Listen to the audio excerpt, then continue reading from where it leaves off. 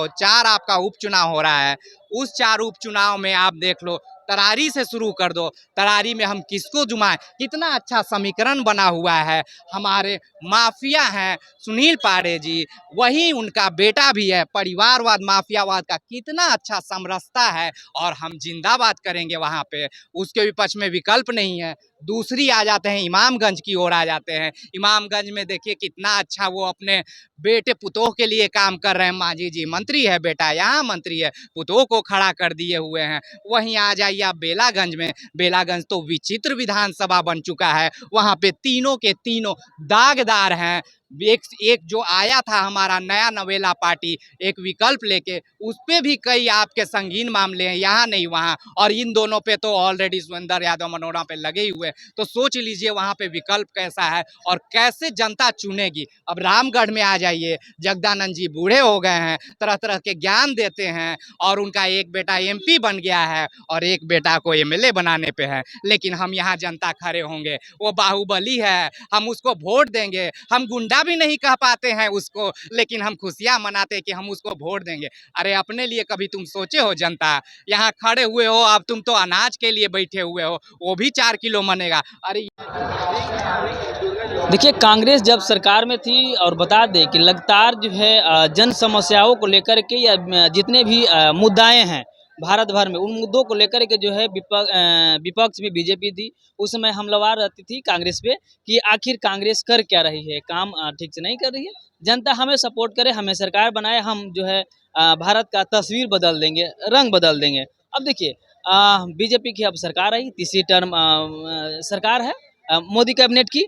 लेकिन जब कांग्रेस जब विपक्ष में बैठी तो कांग्रेस जन समस्याओं को लेकर के विपक्ष बीजेपी की ओर जो है हमला की, बात की कि आखिर इस समस्याओं को लेकर के आप क्या सोचते हैं। तो सीधा सीधा जब भी सवाल जवाब होता है सोशल मीडिया के माध्यम से या चैनलों के माध्यम से, तो उनका कहना है कि विपक्ष का यही मुद्दा है, हम बहुत काम कर रहे हैं और आगे भी हम करेंगे। देखिए, इसी सब बातचीत करने के लिए मेरे साथ कुछ अनुभवी लोग हैं, सोशल एक्टिविस्ट हैं, इन लोग से भी हम बात करने की कोशिश करेंगे।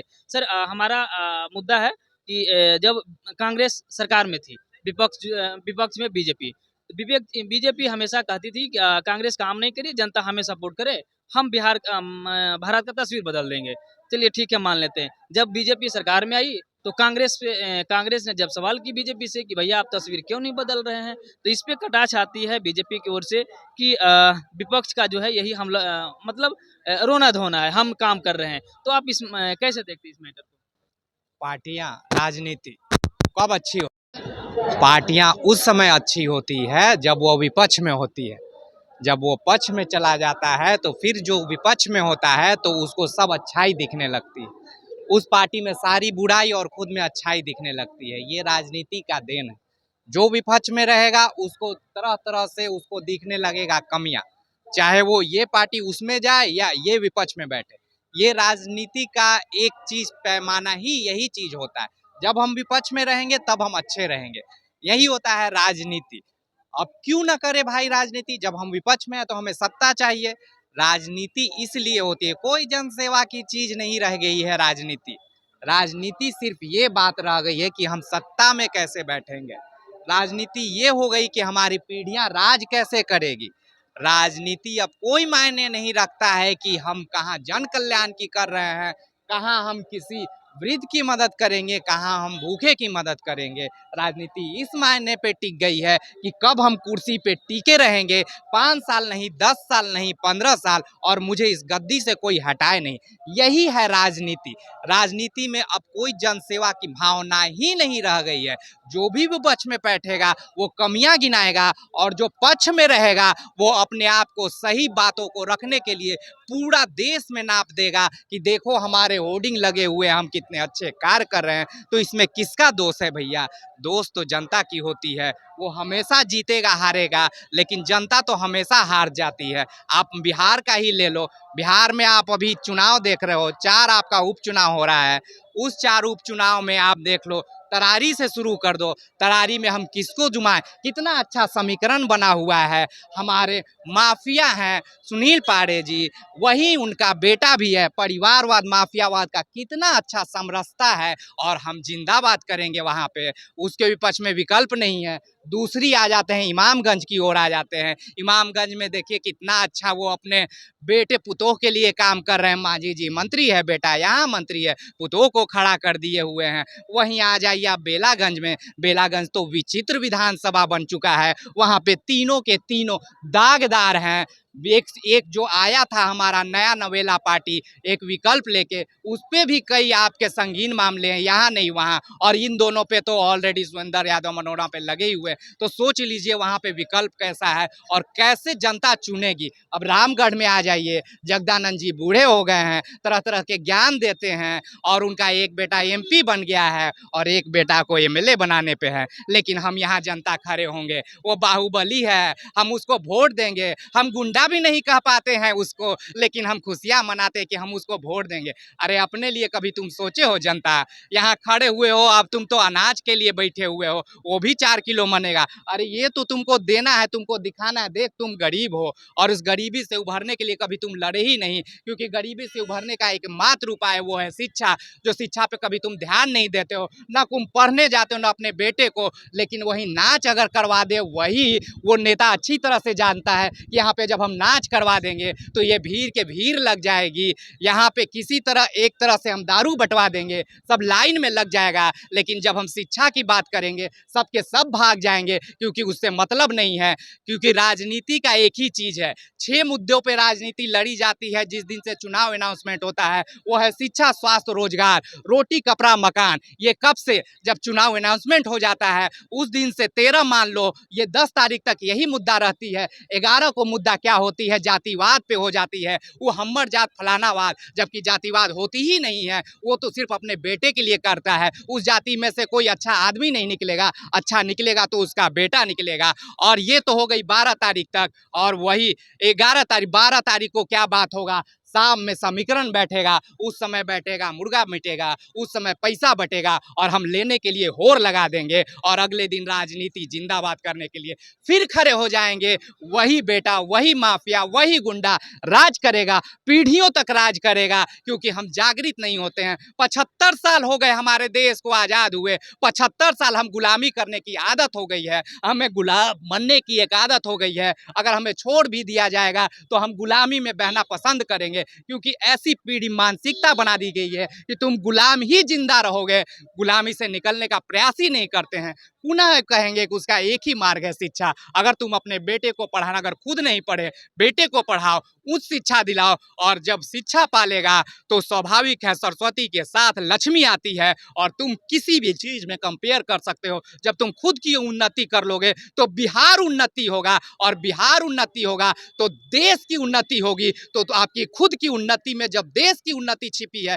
तो क्यों तुम ध्यान देते हो कि बेटा का लड़का, राजनेता का लड़का विदेश में पढ़ता है? इस बात पे क्यों ध्यान देते हो? क्यों नहीं ध्यान देते हो कि हमारे बेटे के पैर में चप्पल नहीं है? क्यों नहीं ध्यान देते हो कि स्कूल में गुणवत्तापूर्ण शिक्षा नहीं मिल रही है? और कौन ध्यान देगा? कब तुम जाओगे जनता? क्यों नेताओं के पीछे होर लगाए हुए हो? भीख मांगने पे क्यों जाते हो? तुम अपने अधिकार की बात नहीं क्यों करते हो? जब तुम लड़े हो, तुमने वोट दिया है, आपका दायित्व है कि अपने अधिकार की बात करें, लेकिन हम भीख मांगने के लिए तैयार हो जाते हैं। अंतिम दिन 500 रुपया मिल जाएगा, हम 5 साल के लिए खुद को बेच देते हैं। और इस सिर्फ हम अकेले नहीं हैं, बल्कि बुद्धिजीवी लोग भी समीकरण को कमरा में बैठ के अपनी बातों को तो करते हैं, लेकिन जब हम बाहर निकल के अपनी बातों को रख नहीं पाते हैं, हम जागृत नहीं हो पाते हैं कि किसी कीमत पे हम 500 रुपया नहीं लेंगे, वोट अपनी विवेक से देंगे। अगर विकल्प नहीं आ रहा है हमारे पास, तो इस बार मान लीजिए कि हम नोटा को वोट देंगे। अरे नोटा को इस बार दबा दीजिए भैया, लेकिन क्यों उस गुंडे को चुन रहे हैं? क्यों परिवारवाद को चुन रहे हैं? हमारे पास विकल्प नहीं है। और ये चुनाव आयोग, आप जान लीजिए कि कितना बड़ा धांधली करता है। एक विधानसभा में 200 गाड़ियां हैं, जबकि परमिशन 5-6 को ही मिलता है। लेकिन सोच लीजिए, ये सारी मिली भगत में जनता बैठी हुई है, सोई हुई है, क्योंकि उसके घर में आग लग रहा है, वो जीत रहा है तो हमें क्या मतलब है? लेकिन एक एक करके सब उस गुलामी के जंजीर में फंसते जा रहे हैं। हमें जरूरत है कि एक जगह इकट्ठा होकर अपनी बातों को रखने की जागृति होगी, पर चर्चा करने की। मत मानिए आप कितने पढ़े लिखे, कितने विद्वान हैं, लेकिन विकल्प के तौर पे अगर कुछ नहीं दिखता लगता है नोटा दबाइए, सोचिए अपने बेटे के बारे में, बेटे के भविष्य में। अगर हम मजदूरी कर रहे हैं तो मेरा बेटा डॉक्टर इंजीनियर बनेगा। जिस दिन इस सोच को लेके हर कोई जागृत होगा तभी बदलाव संभव है, वरना नेताओं की गुलामी की आदत की जंजीरें तो हमें पड़ी हुई है, इसी तरह से हम गुलामी की जंजीरों में बंधे रहेंगे। एक बात और हम कहेंगे, अभी तक जो है अभी आपने बात कही कि नेता होते ही हैं इस तरह का बातचीत करने के लिए। दूसरा सवाल है हमारा कि आखिर ये जो बाहुबली का जो दबदबा है राजनीतिक में, ये कब तक चलता रहेगा? आज आज तक कोई बाहुबली हुआ ही नहीं है। बुजदिल हम हैं, वो गुंडे को बाहुबली का हक देते हैं। बाहुबली सिर्फ देश में 2-3 ही हो सकते हैं, वो है किसान, वो है हमारा जवान और हर वो नागरिक जो किसी को जिंदा रखने में मदद करता है। लेकिन हम डर के मारे में उसे बाहुबली कहते हैं। जो गुंडे होते हैं, मवाली होते हैं, जो खुद तो अकेले कहीं जा भी नहीं सकते हैं, अगर कहीं रोड पे भी घूमते हैं तो डर के मारे काफिला लेके घूमते हैं और उसे बाहुबली का दर्जा दे देते हो। अरे अच्छे नवाज, अच्छे बातों से क्यों नवाजते हो उस गुंडे को और उस गुंडे के पीछे घूमने को गर्व महसूस करते हो? जिस दिन तुम अपने आप में जागृति लोगे कि वो गुंडा है, वो मवाली है, उसी दिन तुम जाग पाओगे। बाहुबली का मायने तो समझो कि बाहुबली कहते किसके हैं। बाहुबली पुनः कहेंगे सिर्फ 2 है, किसान है, जवान है और एक और जोड़ लोगे जो सोशल एक्टिविस्ट, जो कि किसी के अभाव में प्रभाव डालने का प्रयास करेगा, वही हो सकता है बाहुबली। वरना गुंडे मवालियों को बाहुबली करके पीछे घूमने की तो आदत ही पड़ी है। पुनः यही बात है, गुलामी की आदत में हम अच्छे शब्दों से नवाजते हैं उन चूर लुटेरे को और उन्हीं के वोट के पीछे और उन्हीं के टुकड़ों पे पलने की आदत हमें हो चुकी है और उस आदत को वो निकलना नहीं देते हैं। कभी भी कोई नेता चाहता नहीं है कि हमारा बेटा पढ़े, वो ये चाहता है कि तुम हमारे पीछे घूमो, हम जब भाषण दे तुम शांति से सुनो और अंत में जिंदाबाद और तालियां बजाते रहो ताकि हम गद्दी पे राज करते रहें। तुम गुलामी तो करो, क्योंकि तुम गुलामी करोगे तो हम राज करेंगे। और ये मनोस्थिति जो पैदा की है, ये धीरे धीरे डेवलप की गई है और लोगों को भी धीरे धीरे बदलना होगा। जिस दिन वो अपने बारे में अगर नहीं सोचेंगे तो इसी तरह बाहुबली का नाम देंगे, अरे वो गुंडा है, मवाली है, पुनः कर रहे हैं। सोच को बदलो, सोच को बदलोगे अपने नियत को बदलो, नियति बदलेगी और नीति के साथ खुद का निर्धारण कर लो कि हमारी ये नीति है और हम नियत के साथ अपने नीति पे चलेंगे, तब बदलाव संभव है। वरना इसी तरह से नीतियां गुलाम बनाने की बनती रहेगी और तुम वोट देने जाओगे लेकिन तुम सोचोगे नहीं कि हम किस एवज में वोट जा रहे हैं, कि हम अपने लिए वोट देने को, तुम्हारा उसमें अधिकार छिपा हुआ है। राइट टू वोट एक्ट के तो तुम्हारा वो अधिकार है, लेकिन तुम अधिकारी को भीख मान लिए हो क्योंकि तुम समझ नहीं पा रहे हो। अरे अपने लोगों के, अपने मोहल्ले में, अपने ही में परिचर्चा तो करो कि हम किसको वोट दें और वोट दें तो कि नहीं दे, नहीं दे तो नोटा दबाएं, लेकिन खुद आपस में तो जागृति लाओ। नेता के भरोसे तो गुलामी के जंजीर में और 75 साल जाने के लिए तैयार रहिए और हमारा बेटा को भी तैयार कर लीजिए, गुलामी की जंजीरों में बंधा रहेगा। वरना निकलना है तो सोच कर दीजिए, सोच के साथ पढ़ाना शुरू कर दीजिए, नाच के जगह स्कूल जाना शुरू कर दीजिए, प्रश्न करना शुरू कर दीजिए। जो नेता आपके पास आता है कि हमारे लिए तुम क्या करोगे 5 साल में, तुमने 5 साल में क्या किया, क्योंकि इस प्रश्न के साथ बदलाव की आपकी नींव रखी जाएगी। परिवर्तन अगर चाहिए तो आप अपने आप को बदलना होगा, अपने आप को जो है नेता अगर मंत्री अगर आपके पास आते हैं तो उनसे प्रश्न करना होगा। यह जो है सोशल एक्टिविस्ट राकेश राय जी का कहना है। मेरे साथ एक और युवा हैं, क्या कुछ कहेंगे जिन मुद्दों को लेकर के जो है पक्ष और विपक्ष एक अपने आप पे जो आरोप लगाते रहते हैं, इससे आप कैसे मुद्दे पे आखिर क्यों नहीं मंत्री या नेता आते हैं? यही तो नेता का करना काम है, इधर की बात उधर करना, उधर की बात इधर करना। मोदी जी काम की बात क्यों नहीं कर रहे हैं? आपको इसीलिए गद्दी पे थोड़ी लाया गया था कि जो कांग्रेस कर रहा है वही हम भी करेंगे। कांग्रेस वाली बात के लिए नहीं। उनका आइडियोलॉजी अलग है, मोदी जी का आइडियोलॉजी अलग है, कांग्रेस का आइडियोलॉजी अलग है। तो मोदी जी के आइडियोलॉजी यही अलग है कि आप ट्वीट करते हैं और 5 मिनट में डिलीट कर देते हैं अपना। आपका कम से कम आपका नरेंद्र मोदी का जो अस्तित्व है वो नहीं अपना रख पा रहे हैं। तो मेरा एक देश का जो प्रधानमंत्री का गर्मा होता है उसको कम से कम बचा के रखिए। प्रधानमंत्री मेरा देश का गर्मा होता है, उसको कम से कम बचा के रखिए। कम से कम ट्वीट डिलीट किए हैं, कुछ दिन में देश से निकल जाएंगे। ट्वीट किए तो उन्हीं से पूछिए ना, बोलते हैं कि कांग्रेस मुद्दे पे बात नहीं करती है। कौन सी मुद्दे की ने काम की? हर तेलंगाना में 2 लाख किसानों को माफ करने के लिए कर्ज की थी, 2 लाख माफ कर दी। तो ये मोदी जी जब उस मुद्दे पर धराए तो ट्वीट डिलीट करके फरार हो गए।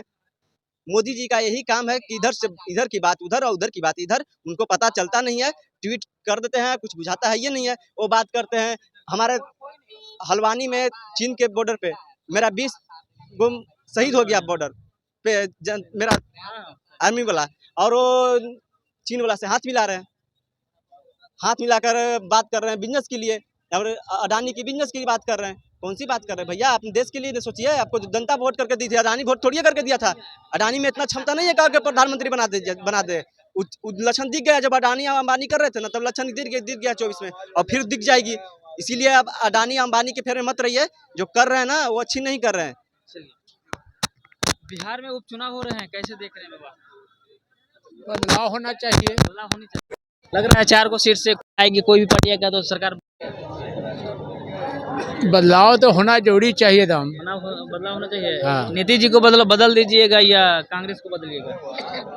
ना कांग्रेस के कैसे बदलेगा, नीतीश कुमार के हटना चाहिए, छोड़ इस्तीफा भी दे देना चाहिए। तेजस्वी जी को आने चाहिए। हाँ, तेजस्वी के आना बहुत जरूरी है। हाँ, हाँ, लग रहा है। लग रहा है। लालू यादव काम किए उतना तेजस्वी यादव करेंगे। तेजस्वी वो लालू जी से ज्यादा काम करेगा। आएगा सप्ताह में तब ना करेगा, आवे तो पहले तो करेगा नहीं। ये बात लाइएगा तब ना, अरे हाल है तो एक बार आएगा 25 में आएगा। हाँ, 25 में आना है भाई जी, लग रहा है तेजस्वी जी को। अरे आएगा, हेरा फेरी होता है की बात कर रहे हैं, आप कैसे देखते हैं? हम तो यही देख रहे हैं कि तेजस्वी जी नहीं, अब तेजस्वी का अब टाइम है, अब नीतीश कुमार ही अभी आएंगे। नीतीश कुमार ही आएंगे। नीतीश कुमार ही हैं, रहेंगे। फिर कौन आएंगे बोल रहे हैं, अरे कौन आएंगे हैं, फिर 25 से 30 बस 25-30 नीतीश।